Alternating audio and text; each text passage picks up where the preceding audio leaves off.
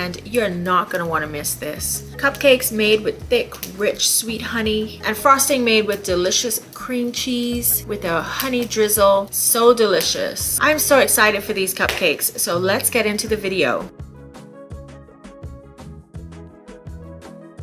To get started, we're going to take a half cup of evaporated milk. You might need a little more vinegar depending on the fat content. If you didn't know already, you can make buttermilk totally like this. You add vinegar a teaspoon at a time until it gets as thick as you want it. You don't have to buy buttermilk, you can make it.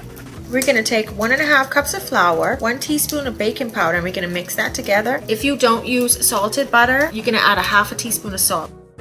Mix a half a cup of butter with 3/4 cups of sugar until it's nice and creamy.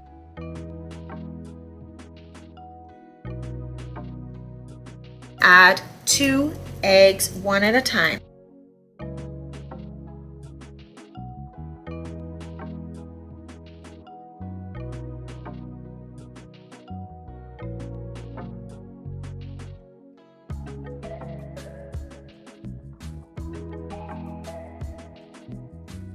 The eggs make it so nice and almost like whipped cream. And we're gonna add a 1/4 cup of honey. That's so delicious. Until you've actually had organic honey straight from the honeycomb, you do not know. And the Bahamian honey from those beautiful flowers. And this jar was given to me by my uncle for Christmas.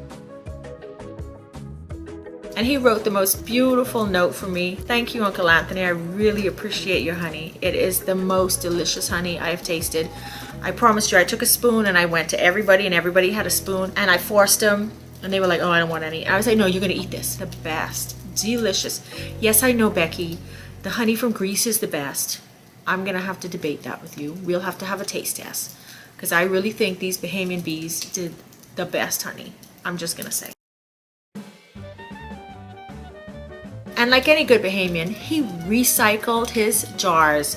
And this is compliments of recycled ragu spaghetti sauce. After adding your milk, your soured milk, you're gonna notice that it is going to curdle. You're gonna think, oh my goodness, I'm gonna have to throw this out. This is not right. It is fine. It is going to be fine. And now we're gonna add our dry ingredients to our curdled mess. It's gonna come together. You watch. Don't overmix it. The minute it looks creamy and nice, you stop.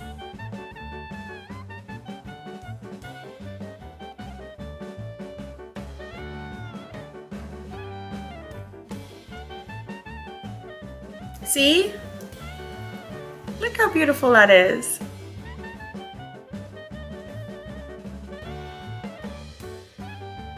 I have a video on it. I always test my cupcakes first. I put 3 or 4 liners in a cupcake pan, like 1 scoop, 1.5 scoops, 2 scoops, 2.5 scoops. Whichever one rises the best and is done the fastest, that's what I do for the other ones. There's nothing worse than taking a whole 12 cupcakes and putting it in your oven and they're overflowing and they're spilling over on each other, or they come out flat like a little mini cupcake in a big cupcake holder. So I always test my cupcakes. Some batters you put them 1/4 full and they rise just right.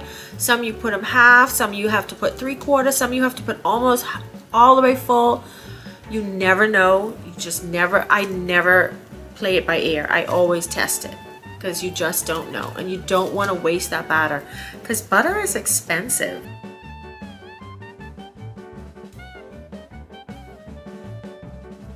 And these are so beautiful. They're just right. There's nothing you can't really hide with frosting. Just like my butter, I always forget to take out my cream cheese. And you know, the cream cheese comes in the foil little packet. Well, you know, foil and microwaves don't go well, but I'm gonna tell you what I do, and don't do what I do. I'm just gonna tell you what I do. As long as you don't take it out of the outer wrapping, you know, what you buy it in, you can put that in the microwave for 10 seconds at a time and keep turning them until it's as soft as you want. If you take it out of the paper wrapper and you put the foil thing in it, it's not gonna work.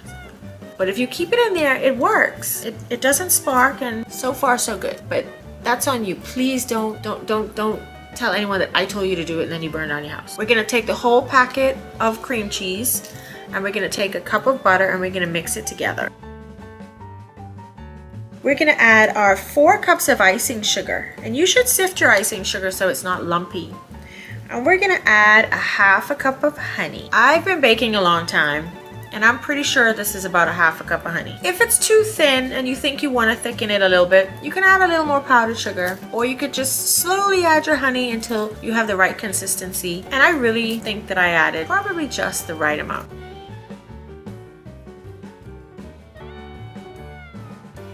But just to be sure, you should measure your honey. Like I say, don't do what I do, do as I say. And I'm making a double batch of my frosting because there's nothing worse than having too little frosting. These cupcakes are so delicious. You put that cream cheese frosting on and you drizzle some honey, and you could leave it like that, or you could add a little more cream cheese frosting on the top. Some people like a lot of frosting, some people don't, but you know, they could always take some off if they want. But if you like a lot of frosting and you don't have enough, you're gonna be upset. So I err on the side of caution, and I always put a little extra frosting, just for those frosting lovers. And then we're gonna put our beautiful honeycomb decorations that we made with our white chocolate and our candy melts. So when you have that extra jar of honey and you want to make a really sweet dessert, you make these honey cupcakes with honey cream cheese frosting, and you wow your guests with these cute little honeycomb decorations. And if you want to see how I made those, watch this video right here. If it's not over here, it's over here. Just look somewhere.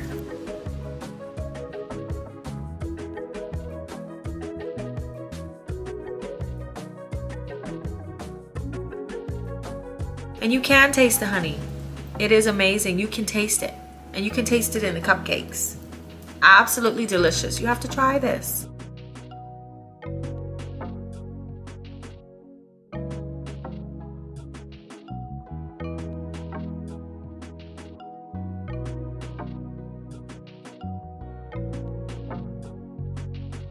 What desserts do you make with your honey? Comment below and you could share your recipe with me. Join me next time on the Fancy Cakery, and whatever you do, bakers, don't stop baking.